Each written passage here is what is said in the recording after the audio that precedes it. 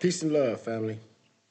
My name is Leon Wheeler Jr., and this is Master Making Emotion, where I'm learning how to master myself and I'm teaching it while I learn it. Today's brief monologue is a little different than where we've been. This is dedicated for Wednesday's discussion or monologue again. And I want to talk about uh, some spiritual issues for the most part. And we're going to start by speaking about relationships, romantic relationships today, exactly. And we're going to deal with that, and parenting and some different things. This is for Wednesdays. But again, today we want to talk briefly about romantic relationships from my personal spiritual soul's journey, sojourn. There was a time in my life where I thought love meant finding someone who fulfilled or who filled my missing pieces. I thought relationships was about finding that special one, that individual who would complete me, would make me whole. And every time that didn't happen, it didn't manifest, I blamed them. I was upset with them. But now I realize that they were never supposed to complete me. Actually, that's impossible. They were supposed to do exactly what they did. However, not being conscious or not paying appropriate attention to the scenario, the lessons what was actually being given to me, I missed it. But they were doing exactly what they were supposed to do, and that was, and that is, in almost every relationship, it's reveal you to you, reveal me to me. That's what relationships do when you're properly paying attention, when you're properly going into them consciously, striving to exert the blessings, the benefits. One of my deepest spiritual truths I've come to understand is relationships are not about getting. They've never been. They are about becoming. My special word, my signature word, becoming. Becoming what? What you desire to see in the world. Romantic relationships are actually spiritual mirrors.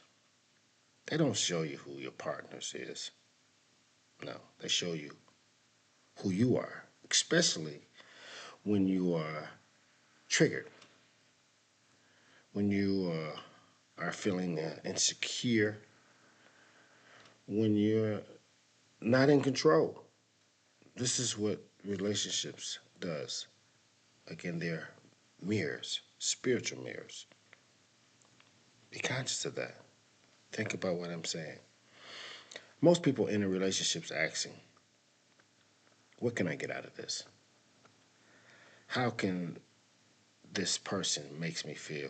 Do they make me feel again whole, complete? You know, will they continuously choose me? Will they continuously want to be with me? These are questions that we ask, and these questions doesn't necessarily empower us. It's actually coming from a position of weakness. Now, as a master in the making, I think it's best to ask questions like, who do I choose to be in this relationship? Am I being loving, or am I simply negotiating, trying to get something for something? Am I just trying to play let's make a deal? Am I operating from fullness, or am I operating from fear? One thing I've learned for sure is love is not dependency. No. Love is not possession. Love is not control. No. Love is a decision about, again, who you choose to be, who I choose to be in any given relationship at any given time. When you don't love yourself, you try to extract that love from someone else, from other places. And when I say when you don't love yourself, I know consciously on the surface level we all think, oh, I love me, I love me, I love me. But when I say that, I'm speaking about, truly love yourself, truly being content with your day to day activity, your feelings, how you feel about yourself. Are you upset? Are you sad? I'm talking about being content. And when you're not feeling like that and you're trying to extract it from someone else, that's always going to turn into resentment. It's never going to work out because people are going to fail you. They're not going to give you what you're looking for because you're going into it with the wrong intentions. That's why so many relationships fail. That's why they collapse. They don't collapse because, not in most cases, because of cheating. That's not really the real foundation. That's not really the core problem. It's not normally because of money. What the real problem is, the foundation of the situation is you got two incomplete people going into a relationship trying to use one another as medicine, as a cure all for whatever they're suffering from. And medicine used incorrectly becomes poison. It always does. If you're in a relationship right now, I suggest that you ask yourself some simple questions. One being, are you trying to control the experience that you're in right now? Are you trying to control it? Are you afraid of losing that individual? This is the real big point here. If you did lose him, or ask yourself, do you feel whole or do you feel complete? Do you think you will feel like that if you lose that person? If you can't sit alone in peace, you'll never be able to sit with someone else in peace. It's not possible. Hear this. Romantic relationships are advanced spiritual training. Romantic relationships are advanced spiritual training.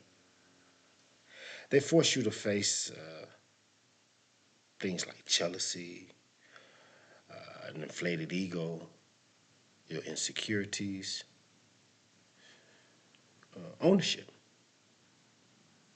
However, they also teach you. They teach you how to be honest, how to be patient, how to take responsibility. Let me tell you something. Let me tell you something. The relationship itself is never the problem. No. The problem is the unconscious self inside the relationship. So we're going into this with the wrong intentions. That's what the problem is. One more time. Your partner is not your missing pieces. Not your missing piece. They're not uh, to. They're not there to complete you. They are your mirror, and mirrors don't lie. So focus, extract, contemplate, enter your next relationship or the relationship you're in, Being what you want to see. Not trying to take, not trying to extract, but just being. You know, being the example you want to see. If I said anything that you were able to relate to, give me a thumbs up. Doesn't cost you anything to give me a thumbs up. Share this with someone that you know that may be able to use it. I'm sure you know someone. And put something in the comments. Tell me, how you're dealing with your relationship with your significant other. Tell me about your spiritual training, the wisdom that you possess, and what you've grown to accept as your truth in dealing with a significant other, a partner, or in a romantic relationship. Share that with me. Until the next time, be the example you want to see. Peace and love. Simply be.